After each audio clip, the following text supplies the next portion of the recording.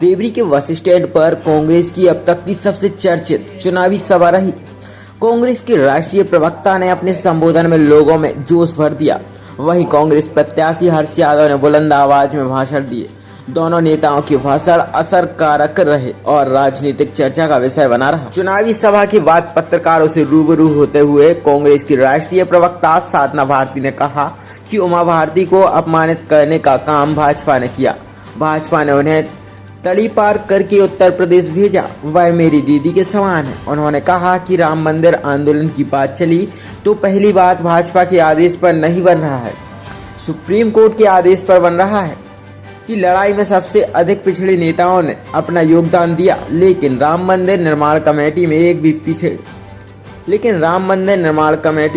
पिछड़े नेताओं के नाम नहीं है। ना उमा भारती का नाम है, ना कल्याण सिंह का नाम है और ना ही ऋतंभरा का नाम है। जनता आपके साथ निश्चित रूप से हमारी बहन साधना भारती जी का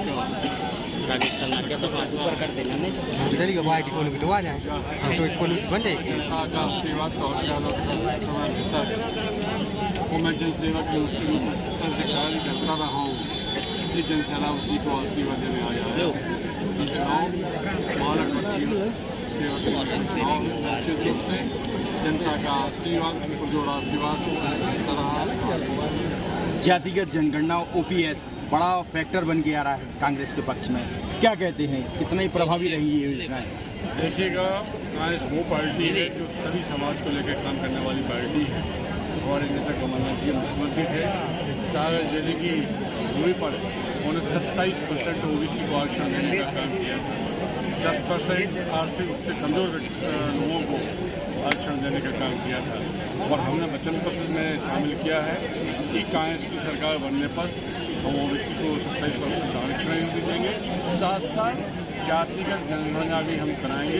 ये हमारी पार्टी का राष्ट्रीय स्तर का कभी कहना है और मजबूत सरकार का भी कांग्रेस सरकार का। सामाजिक न्याय की साधना के बारे में क्या कहेंगे आप?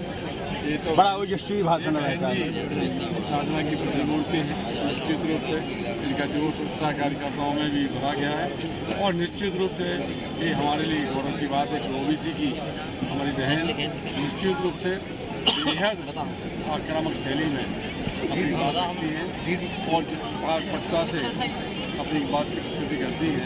हम सब लोग यहाँ पर पूजावान हुए हैं, धन्यवाद करते हैं। भैया एक वीडियो वायरल हुआ, भाजपा कार्यकर्ता का धमका रहा है आदिवासियों को, ये डीपी हटा ली जाएगी, काफी प्रताड़नाएं होगी अगर प्रत्याशी नहीं जीतता है। जो हमारे सामने प्रत्याशी रहे हैं उनको राज्य में क्या हुआ है, उनका कार्यकाल कैसा रहा है, हर दिन के जो दिमाग में है। आज बहुत सारे भारतीय जनता पार्टी के गुंडे और दलाल सक्रिय हो चुके हैं। कहीं ना कहीं लोग धमका भी रहे हैं, दबा भी रहे हैं, पंचायत कर रहे हैं, शराब भी बांट रहे हैं, पैसा भी बांट रहे हैं। आप इनसे कैसे निपटेंगे? जनता हमारे साथ है, जनता का आशीर्वाद हमारे साथ है, जनता निपटेगी और मैं तो जनता का सेवक ही तो जनता के साथ खड़ा हूँ। धन्यवाद। कांग्रेस की एकमात्र साध्वी क्या कहती है? देखिए, सबसे पहली बात, साध्वी नहीं हूँ मैं, आध्यात्मिक प्रवचन करती नहीं और सामाजिक कार्यकर्ता के रूप में रही। लोधी समाज की और बुंदेलखंड की छोटी बेटी हूँ। सामाजिक न्याय की साध्वी देखिए, बोल लीजिए, आप मीडिया हैं, बोल लीजिए, सामाजिक न्याय के लिए लड़ाई तो लड़ रहे हैं। और कौन सी साध्वी की आप बात कर रहे हैं? आदरणीय उमा भारती जी की बात कर रहे हैं? आप किसकी बात कर रहे हैं? जिन उमा भारती जी का अपमान करने का काम भाजपा ने किया, ना मुख्यमंत्री पूरे 5 साल रहने दिया, और उत्तर प्रदेश जैसे किसी अपराधी को तड़ी पार किया जाता है वैसे हमारी दादी समाज परम आदरणीय उमा भारती जी को तड़ी पार करके उत्तर प्रदेश भेजा।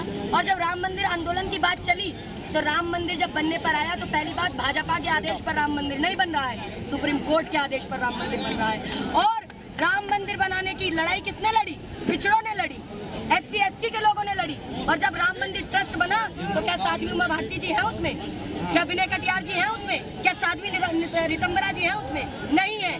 माननीय कल्याण सिंह जी थे उसमें? नहीं थे।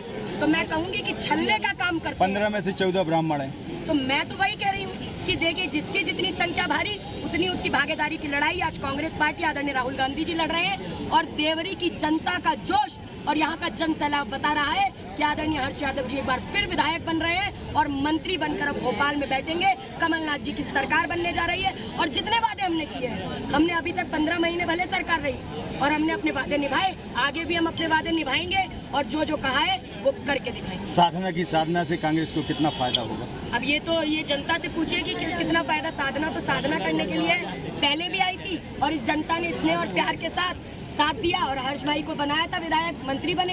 एक बार फिर 18 के बाद अब दोबारा चुनाव है, फिर से जनता विधायक भैया के लिए क्या माहौल देखती हैं आप देवरी में? मैंने तो बता दिया, ऐसा लगा ही नहीं कि मैं चुनावी सभा में हूँ। ऐसा लगा जैसे विधायक बनने के बाद धन्यवाद सभा में आई हूँ। इतना जोश और जन सैलाब और सभी ने दोनों हाथ खड़े करके एक संकल्प लिया। मध्य प्रदेश में क्या देखते हैं आप, क्या लग रहा है सिनेरियो कांग्रेस का? मध्य प्रदेश में कांग्रेस का सिनेरियो ये है कि कांग्रेस जो अपने वादों के साथ उतरी है, जनता उसके समर्थन में है, कर्मचारी उसके समर्थन में है, शिक्षक उसके समर्थन में है, किसान उसके समर्थन में है, महिलाएं उसके समर्थन में है और जितने लोग समर्थन में है वो सब मिलके कांग्रेस की सरकार बनाने जा रहे हैं। और ये मामा जी जो है, जिन्होंने मामा की तो भूमिका निभाई नहीं, कंस मामा की भूमिका जरूर निभाई, महिलाओं का सम्मान नहीं करा पाए, किसानों का उत्थान नहीं करा पाए, आदिवासियों को सम्मान नहीं दे पाए, तो उनको मुंहतोड़ जवाब अब ये जनता देगी।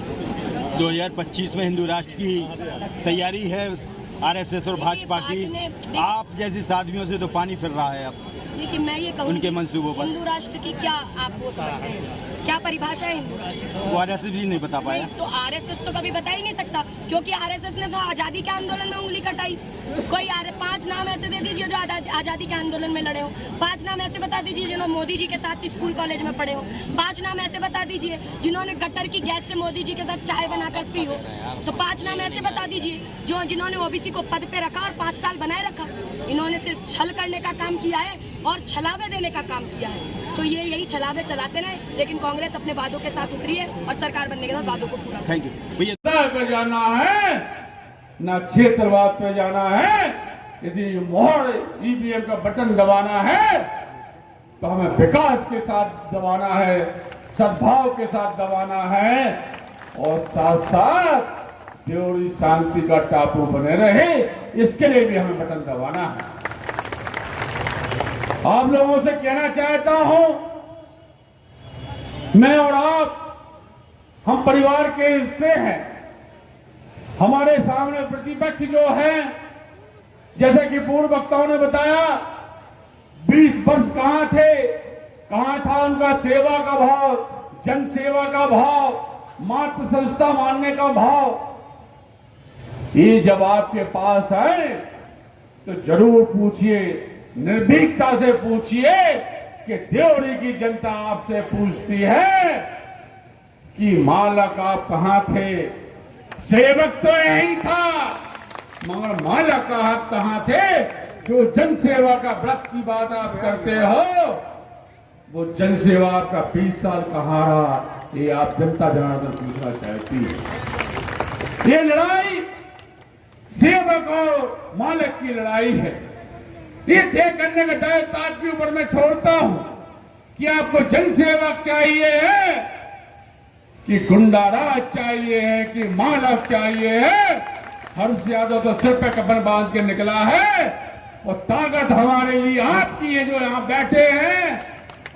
ईश्वर के अलावा हम किसी से विश्वास नहीं करते हैं। जब ईश्वर की छत्रछाया हमारे ऊपर है, जनता जनार्दन का बड़ा दस्त हर्ष यादव के परिवार के ऊपर है, तो निश्चित रूप से आने वाला भविष्य देवरी विधानसभा का बेहद अच्छा होगा, मैं विश्वास दिलाना चाहता हूं। एक ऐसा जननेता जिसने छिंदवाड़ा जैसा छोटा सा जिला, जिसकी गिनती हुआ करती थी, मैं बचपन में सुना करता था, जब सेना स्कूल में पढ़ता था, जब किसी को टीबी हो जाती थी, बचपन में टीबी असाध्य बीमारी मानी जाती थी, जब टीबी हो जाती थी तो लोग टीबी का इलाज कराने छिंदवाड़ा जाते थे।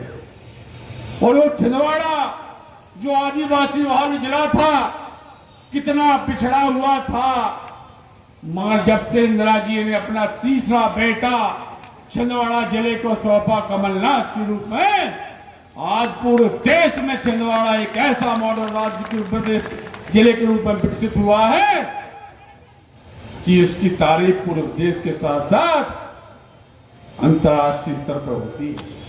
वही सपना हमारा नेता कमलनाथ मध्य प्रदेश का सपना लेके आया है।